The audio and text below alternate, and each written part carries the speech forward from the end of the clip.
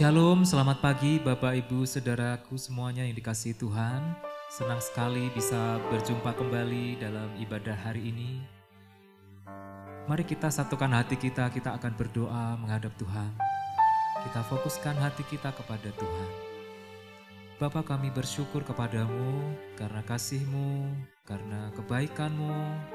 Kami ada hingga saat ini dalam kondisi yang sehat dan tidak kekurangan apapun. Kami bersyukur Tuhan buat setiap berkat-Mu dalam hidup kami. Kami bersyukur untuk nafas kehidupan yang masih Tuhan berikan dalam hidup kami. Bapa, kiranya Engkau memberkati ibadah kami hari ini. Tuhan memberkati setiap jemaat-Mu, umat-Mu yang datang dengan segenap hati-Mu untuk memuji, menyembah-Mu dan mendengarkan kebenaran firman-Mu. Terima kasih Bapa, kami percaya Engkau mengurapi setiap kami yang ambil bagian dalam pelayanan ibadah hari ini. Di dalam nama Tuhan Yesus Kristus kami berdoa dan bersyukur. Haleluya. Amin. Mari kita pujikan pujian ini Bapak Ibu Saudaraku yang dikasihi Tuhan. Biarlah sepanjang hidup kita senantiasa memuji-muji Tuhan dan meninggikan nama-Nya. Sebab Tuhan baik dalam hidup kita. Terima kasih Tuhan.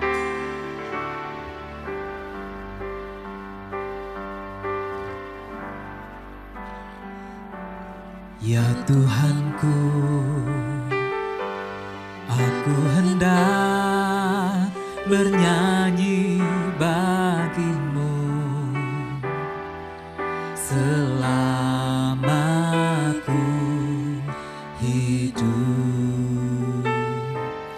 Ya Allahku, aku hendak bermazmur bagi-Mu selagi ku ada. Inilah yang ku renungkan setiap waktu. Nyanyian pujian dan pengagungan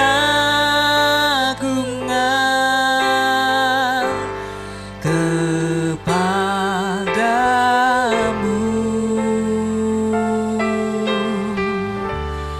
Biarlah manis kau dengar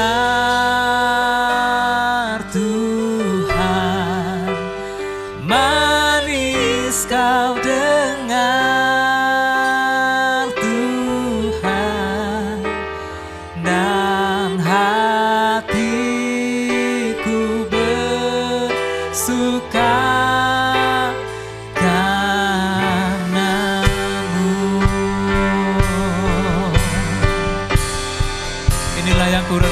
setiap waktu ya Bapa, meninggikan nama-Mu. Ya Tuhanku, aku hendak bernyanyi bagi-Mu selama ku hidup. Ya Allahku, aku hendak bermazmur bagi-Mu selagi ku ada. Inilah yang ku renungkan setiap waktu. Nyanyian pujian dan pengagungan kepadamu. Biarlah manis kau dengar Tuhan, manis kau dengar Tuhan, manis kau dengar Tuhan, dan hati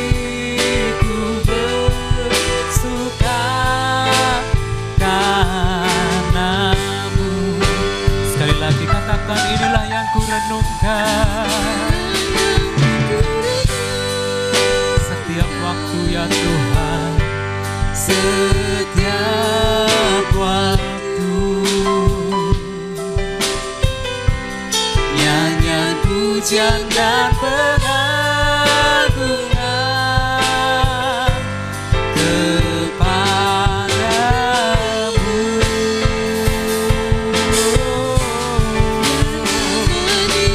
Kau dengar Tuhan, manis kau dengar Tuhan, dan hatiku bersuka karenamu,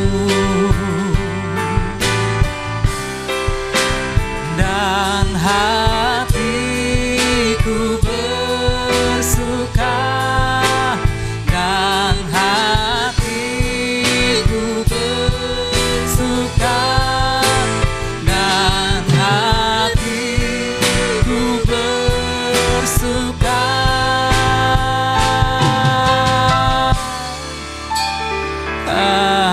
karenamu.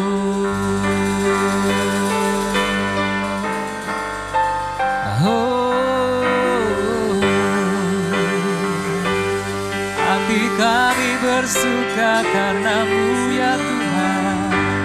Terima kasih atas kebaikan-Mu, untuk setiap berkat-Mu dalam hidupku. Kami mau bersyukur ya Tuhan, kami mau bermasmur bagi-Mu. Haleluya, haleluya. Oh, we worship you, Lord.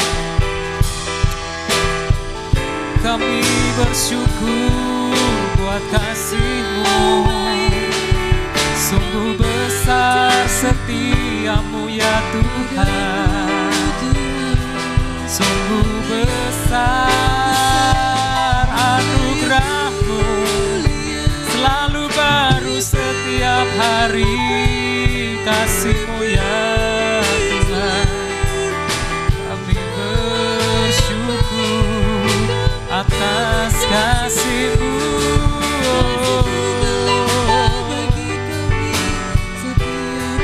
Inilah yang ku renungkan ya Tuhan,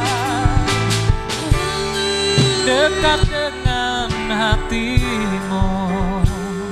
Cuma Tuhan, sekali lagi mari kita tinggikan Tuhan. Inilah yang ku renungkan setiap waktu. Nyanyian pujian dan pengagungan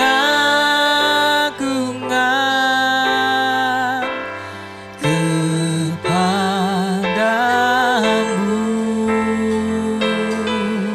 Biarlah manis kau dengar, manis kau dengar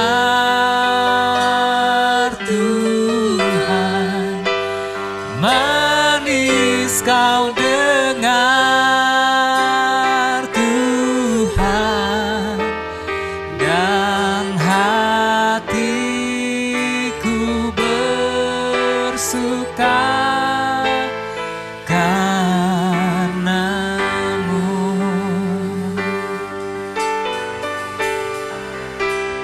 dan hatiku bersuka, dan hatiku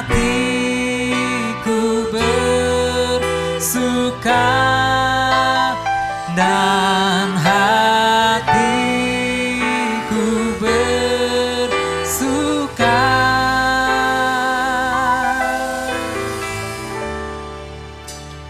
karenamu. Terima kasih Tuhan, ajaib Engkau dalam hidup kami. Amin. Bapak Ibu Saudaraku, mari kita memuji Tuhan dengan penuh sukacita, karena hari ini adalah harinya Tuhan. Segala puji syukur hanya bagi Dia. Haleluya.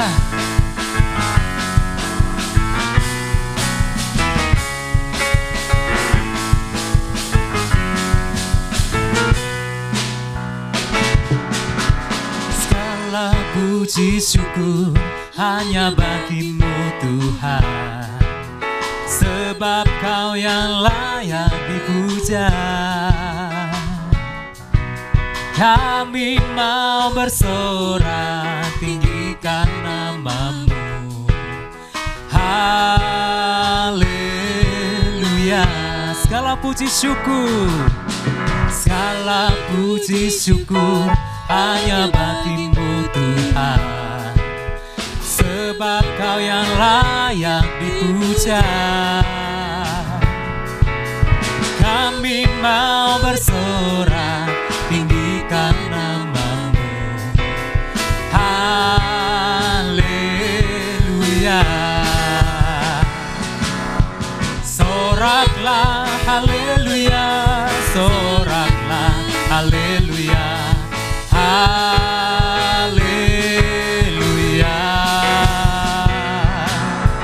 Soraklah haleluya, soraklah haleluya, haleluya. Segala puji syukur hanya bagi-Mu Tuhan, sebab Kau yang layak ditinggikan. Segala puji syukur hanya bagi-Mu Tuhan, sebab Kau yang layak dipuja. Kami mau bersorak tinggikan nama-Mu. Haleluya. Soraklah, soraklah haleluya, soraklah haleluya, haleluya.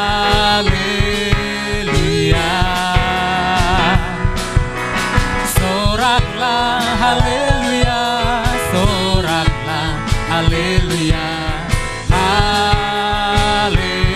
soraklah haleluya,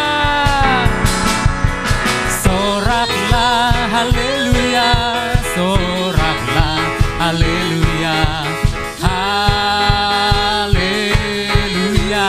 Soraklah, soraklah haleluya, soraklah haleluya, haleluya,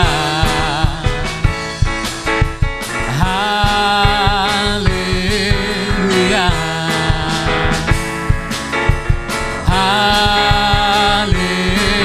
haleluya, haleluya. Segala puji syukur hanya bagi Tuhan. Berikan tepuk tangan bagi Tuhan kita yang maha besar. Haleluya. Bapak Ibu Saudaraku yang dikasihi Tuhan, mari kita siapkan hati kita untuk ditaburi benih firman Tuhan. Biarlah hati kita menjadi tanah yang paling subur untuk kebenaran firman Tuhan, supaya firman Tuhan bertumbuh dan berbuah dalam hidup kita.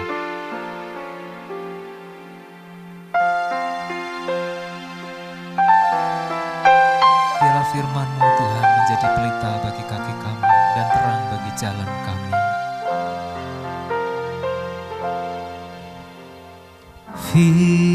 Firman-Mu pelita bagi kakiku, terang bagi jalanku.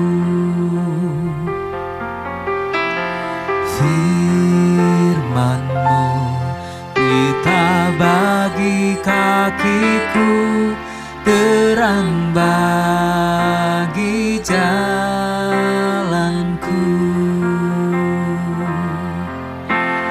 Waktu ku bimbang dan hilang jalanku, tetaplah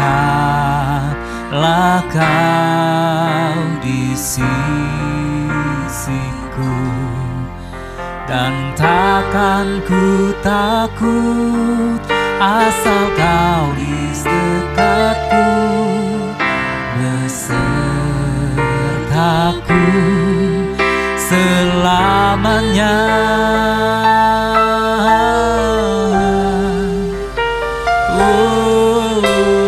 Firman-Mu nyata bagi kakiku, terang bagi jalanku. Firman-Mu, Firman-Mu nyata bagi kakiku, terang bagi jalanku. Firman-Mu, Firman-Mu nyata bagi kakiku, terang bagi jalanku. Waktu ku bimbang, waktu ku bimbang dan hilang jalanku, tetaplah kau di sisiku, dan takkan ku takut, asal kau di dekatku, besertaku selamanya.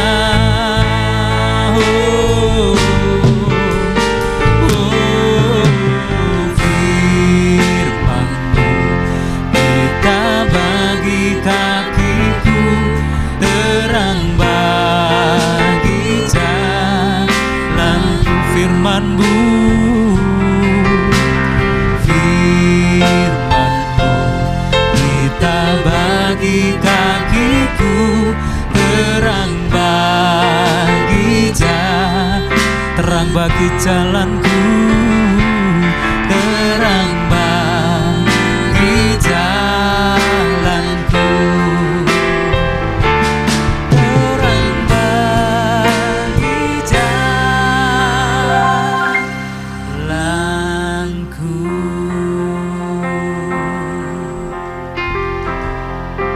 Haleluya.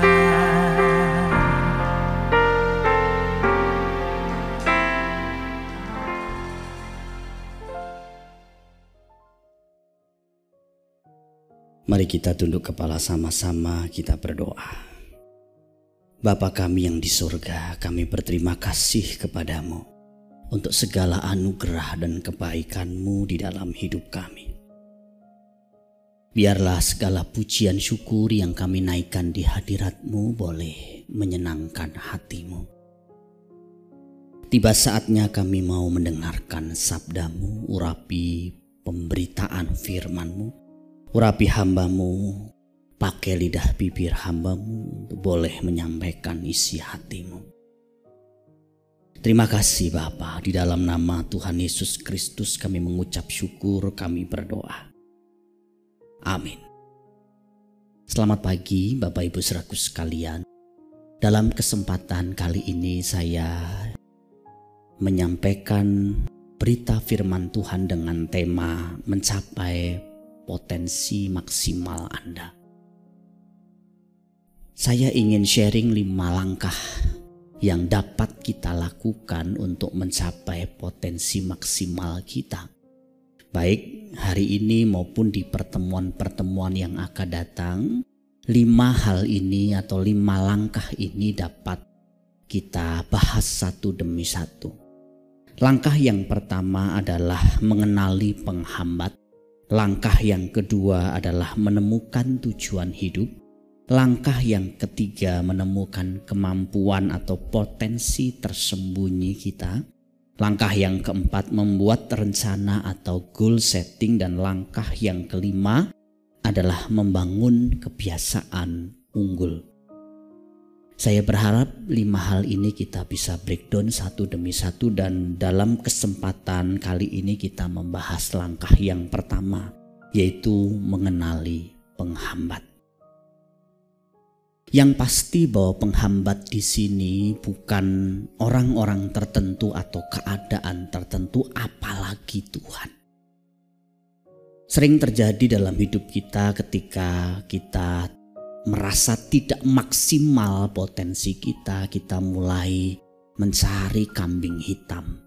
Kita menyalahkan orang-orang tertentu, misalnya orang tua kita. Ya, saya begini karena orang tuaku tidak sekolahkan aku, orang tuaku miskin makanya aku miskin. Atau menyalahkan lingkungan, keadaan, menyalahkan Tuhan. Padahal sebenarnya maksimal atau tidak potensi kita sangat ditentukan oleh diri kita sendiri. Penghambatnya tidak lain adalah pola pikir kita yang salah, kebiasaan-kebiasaan kita yang buruk, sifat-sifat kita yang buruk yang sebenarnya bisa kita rubah. Kalau kita bisa mengenali, kita koreksi diri dan kita atasi. Jadi bukan orang-orang tertentu, bukan keadaan tertentu, apalagi Tuhan. Itu yang harus menjadi catatan kita terlebih dulu.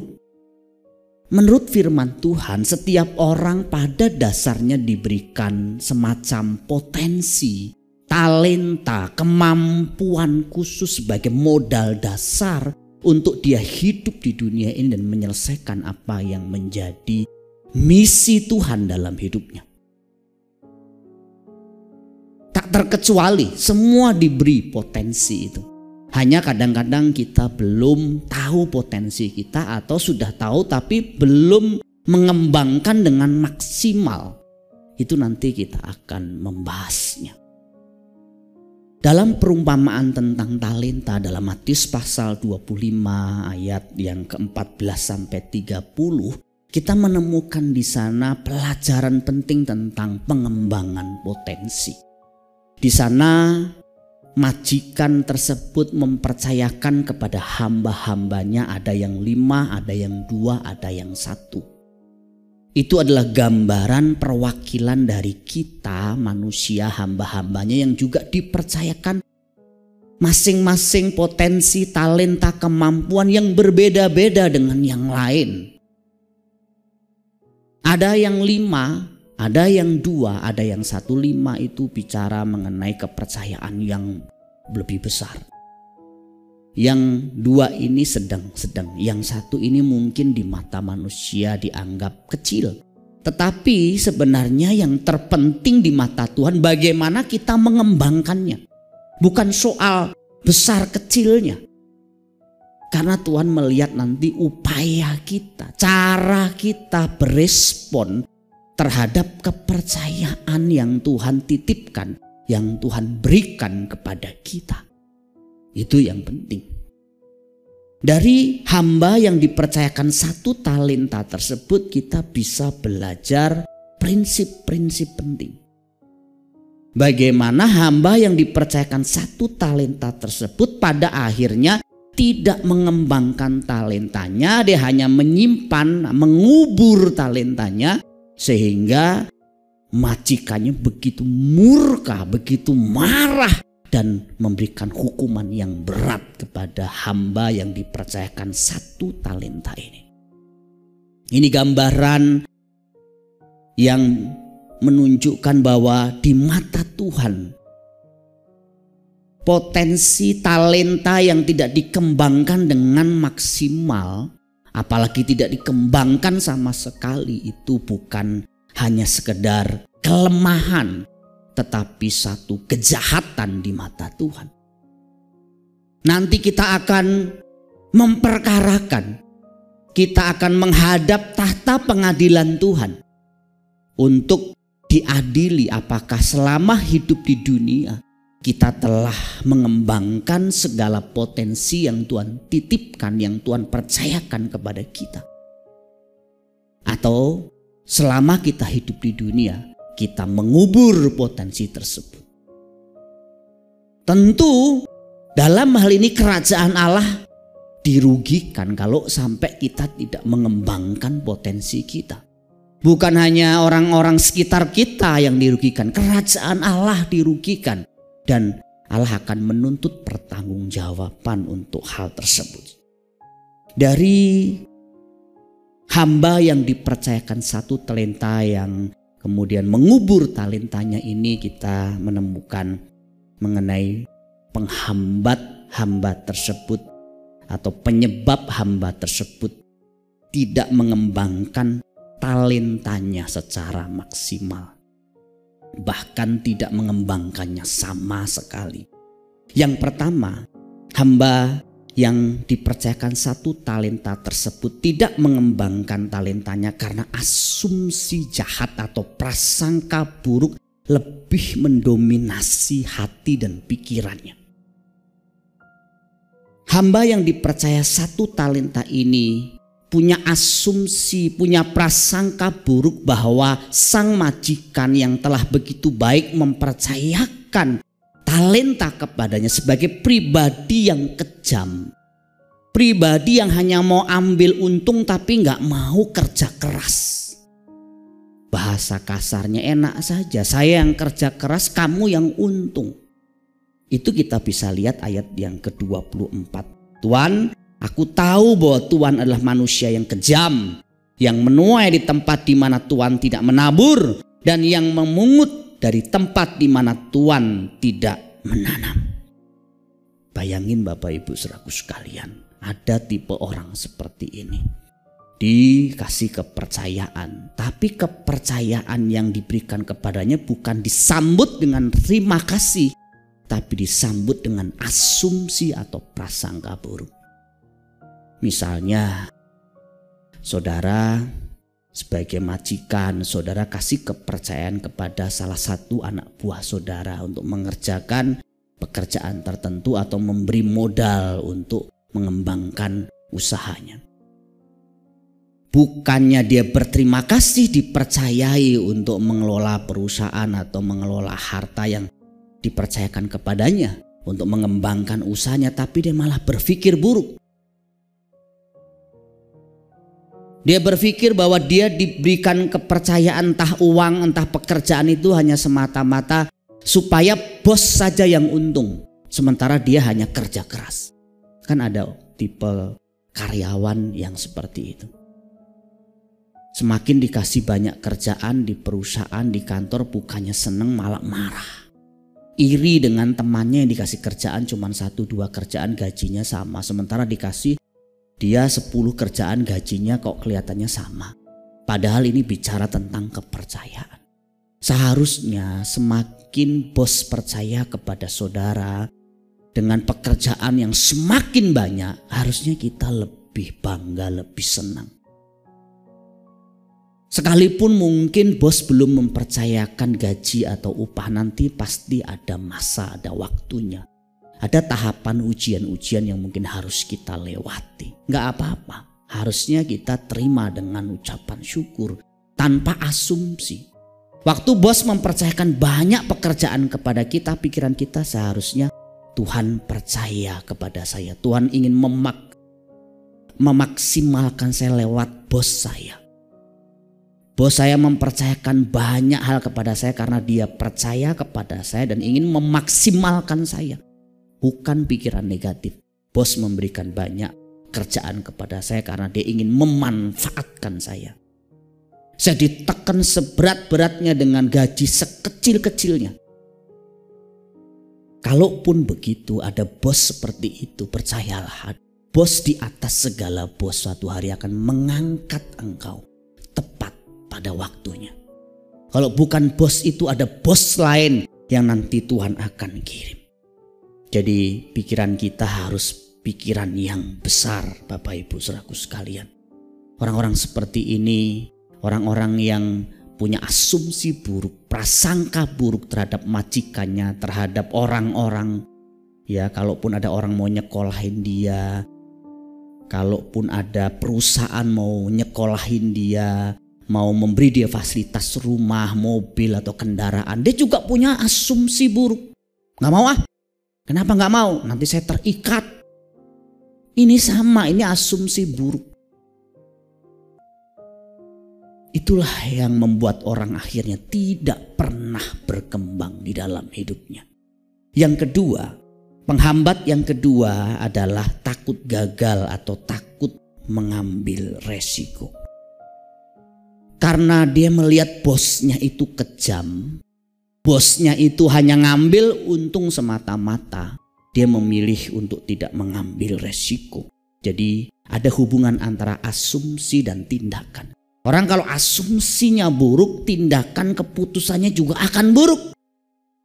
Akhirnya dia berkata kepada majikan atau kepada bosnya di ayat 25, karena itu aku takut dan pergi menyembunyikan talenta Tuhan itu di dalam tanah ini. Terimalah kemuliaan Tuhan. Ada hubungan di sini Bapak Ibu Saudaraku sekalian. Orang-orang yang seperti ini juga tidak akan maksimal potensinya. Takut gagal. Takut ambil resiko. Kenapa? Nanti kalau aku coba-coba, nanti kalau aku belajar praktek sesuatu, nanti aku gagal gimana? Nanti orang-orang menghina aku gimana? Nanti aku harus mengganti rugi gimana? Kalau aku usaha terus bangkrut gimana? Lebih baik daripada aku usaha bangkrut, uang aku simpan saja. Kalau aku sekolah aku gak lulus, ntar gimana? Kalau aku kuliah nanti aku gak selesai gimana? Ujian-ujiannya sulit gimana? Skripsinya sulit gimana? Wah, daripada nanti aku gagal di tengah jalan, daripada aku nanti gak sanggup, aku mending gak kuliah. Daripada aku bisnis gagal, lebih baik aku gak bisnis. Bahkan dalam pelayanan pun juga ada hal seperti itu. Ayo kamu cerita sekolah minggu. Wah, nanti kalau aku cerita sekolah minggu aku gagal gimana? Aku diledek gimana?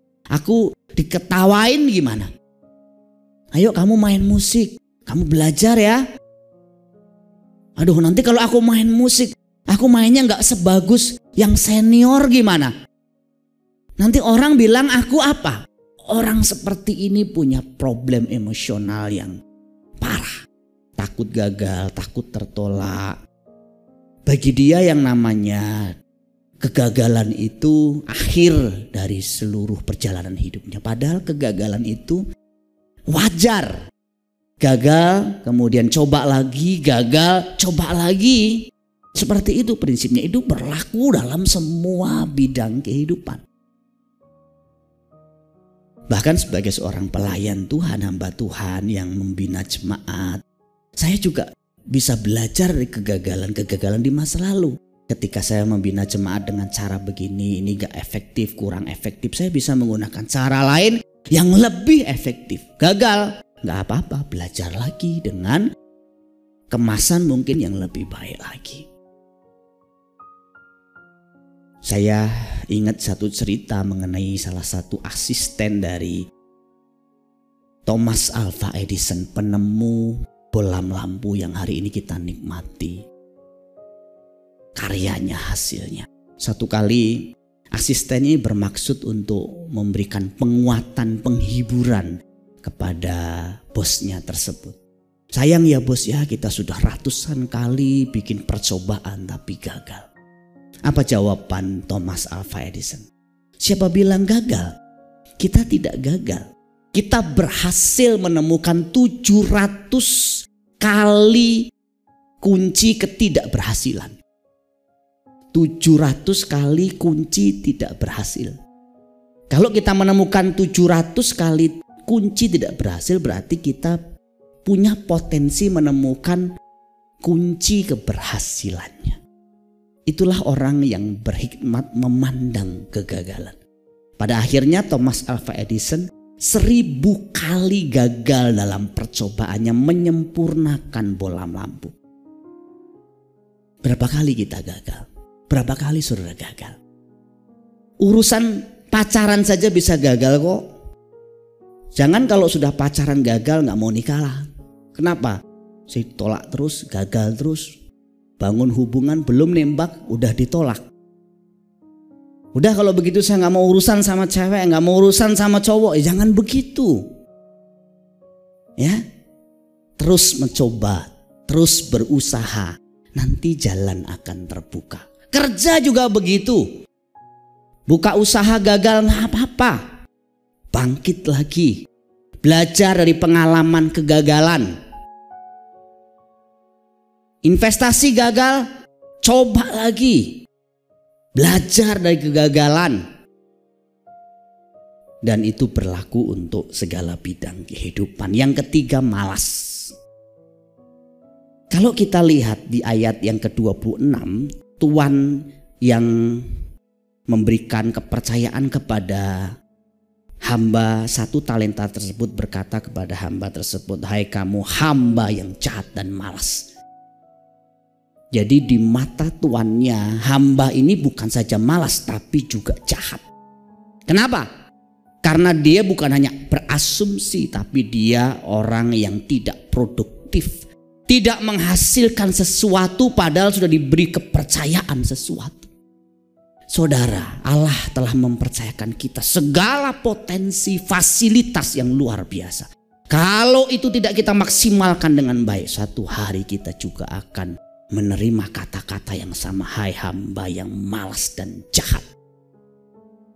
Jangan sampai ucapan itu nanti juga akan diucapkan kepada kita oleh raja kita, oleh majikan agung kita nanti di sana. Kenapa? Kita selama hidup di dunia punya banyak kesempatan untuk mengembangkan diri. Orang tua kita juga kasih kesempatan kita untuk belajar. Mungkin juga ada kesempatan-kesempatan lain kita bisa mengembangkan diri. Tapi karena kita malas, kita takut gagal, kita takut ambil resiko, kita tidak berbuat apa-apa. Ada 2 ciri orang malas. Pertama, suka menunda. Tarso. Sebenarnya kita bisa selesaikan hari ini, ditunda besok lagi, akhirnya gak kelar-kelar.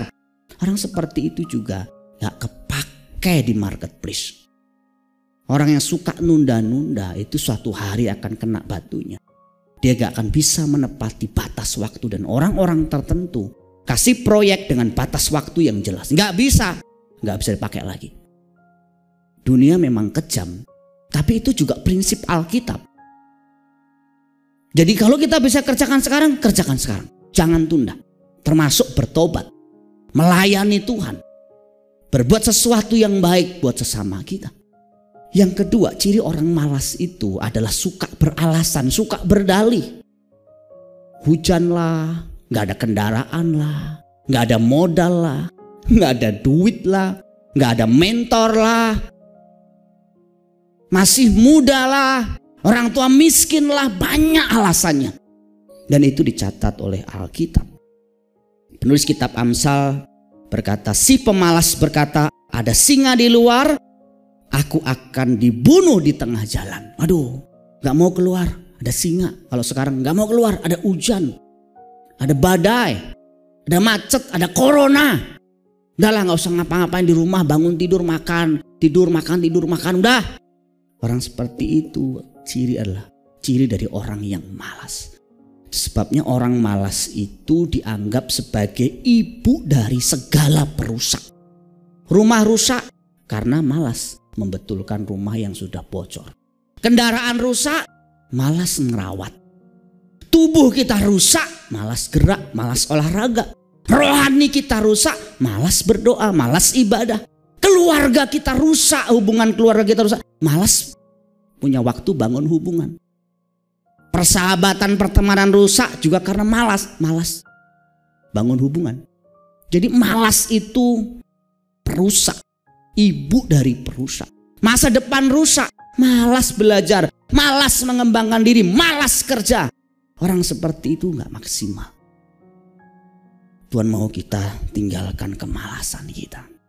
George Washington Carver pernah mengatakan 95% kegagalan berasal dari orang-orang yang memiliki kebiasaan membuat alasan. Suka buat alasan. Dan ujung-ujungnya orang seperti itu gak akan berhasil dalam bidang apapun.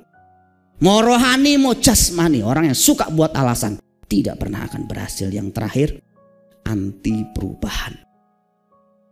Orang yang diberi satu kepercayaan ini memilih menyimpan talentanya. Kenapa? Ya karena dia berpikir itu cara yang paling aman. Kalau nanti dia kembangkan gagal, habislah dia. Sebaiknya dia simpan supaya ya dia gak perlu ambil resiko. Dia gak perlu kerja lebih keras juga. Yang penting kan dibalikin modalnya. Orang seperti ini orang yang berpikir bahwa kalau sesuatu sudah berjalan baik, normal, kenapa harus berubah? Kenapa saya mesti perlu berubah? Orang semua baik-baik. Kalau saya lulusan SMA cukup, kenapa saya harus S1? Kalau saya kerja sehari 2-3 jam cukup, kenapa saya harus kerja 8 jam? Kalau saya keterampilan sekarang sudah dapetin uang, kenapa saya harus mengembangkan keterampilan lagi, kursus-kursus lagi? Orang seperti itu orang yang anti perubahan. Dia berpikir bahwa itu cukup buat modal masa depannya. Padahal dengarkan baik-baik, hari ini keterampilan kita, ilmu kita mungkin kepake, tapi belum tentu di masa-masa yang akan datang, karena dunia akan semakin sulit. Sama seperti tadi, orang yang dikasih kesempatan sekolah oleh orang tuanya, dia memilih nggak mau sekolah. Kenapa? Karena dia berpikir bahwa sekolah hanya buang-buang waktu. Ngapain? Orang seperti ini dalam kaitannya dengan perubahan karakter maupun perubahan kebiasaan, kalau sudah mengakar sulit sekali Bapak Ibu Saudaraku sekalian. Memang berubah itu sulit. Kenapa? Orang kenapa nggak mau berubah? Karena perubahan itu membutuhkan harga yang mahal. Saya punya teman mencoba untuk merangkul saudara-saudara kita yang latar belakang kerjanya jadi kupu-kupu malam atau PSK. Dikumpulkan, kemudian di training, dikasih pekerjaan yang halal, jahit. Tapi gak lama dia kembali ke manusia lamanya. Kenapa?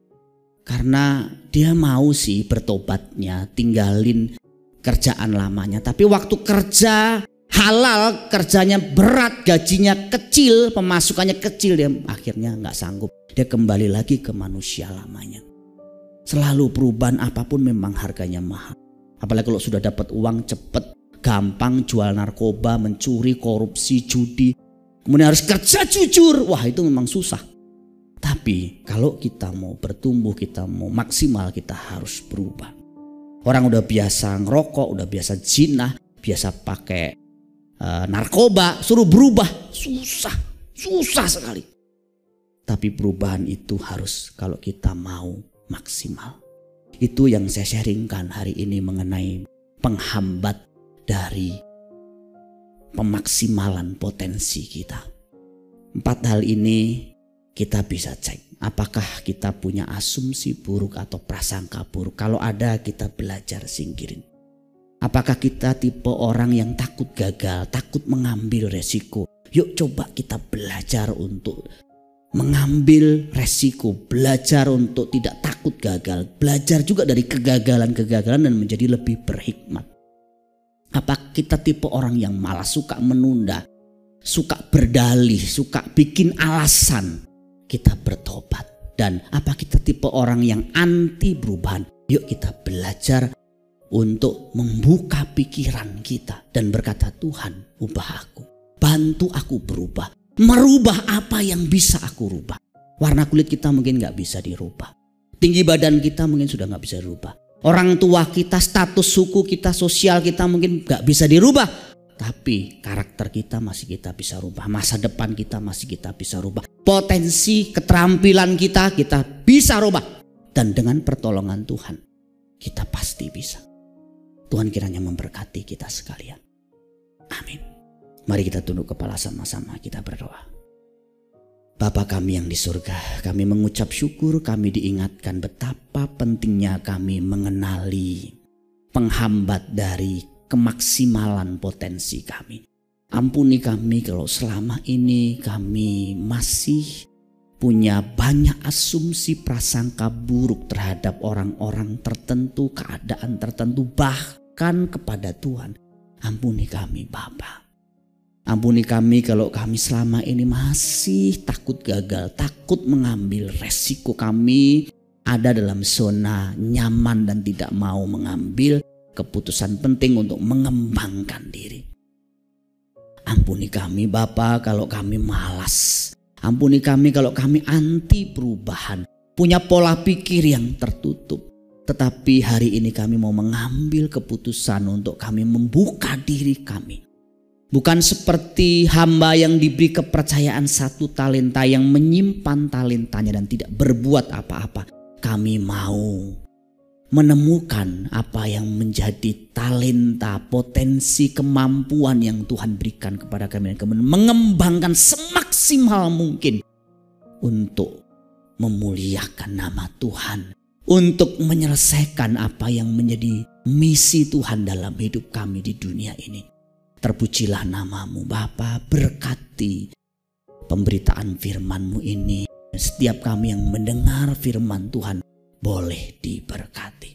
Kami berdoa untuk sahabat-sahabat kami, teman-teman kami yang saat ini sedang berjuang dalam masa-masa pandemi ini untuk mencukupi kebutuhan mereka. Tuhan tolong berikan jalan keluar, berikan kemampuan.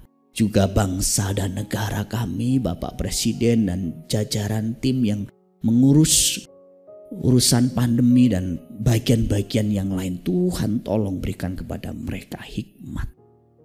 Terima kasih Bapak, kalau sebentar kami mengakhiri persekutuan kami, ibadah kami, Engkau juga memberkati hamba-hamba-Mu, jemaat yang dengan setia beribadah, memberikan persembahan, melayani pekerjaan Tuhan, mengambil peran masing-masing. Bapa berkati mereka. Terpujilah namamu. Jemaat yang dikasihi Tuhan, sekarang arahkan tanganmu. Kedangkan tanganmu, terimalah berkat Tuhan. Tuhan memberkati engkau dan melindungi engkau. Tuhan menyinari engkau dengan wajahnya dan memberi engkau kasih karunia. Tuhan menghadapkan wajahnya kepadamu dan memberi engkau damai sejahtera. Berkat itu datang dari Allah Bapa kita di surga. Kasih sayang dari Tuhan Yesus Kristus serta pimpinan penyertaan Roh Kudus memimpin menyertai hidupmu mulai hari ini sampai Maranatha. Tuhan datang kedua kali menjemput kita sekalian dalam awan-awan permai. Sama-sama ini berkati kita berkata, amin. Selamat pagi, Tuhan Yesus memberkati kita sekalian.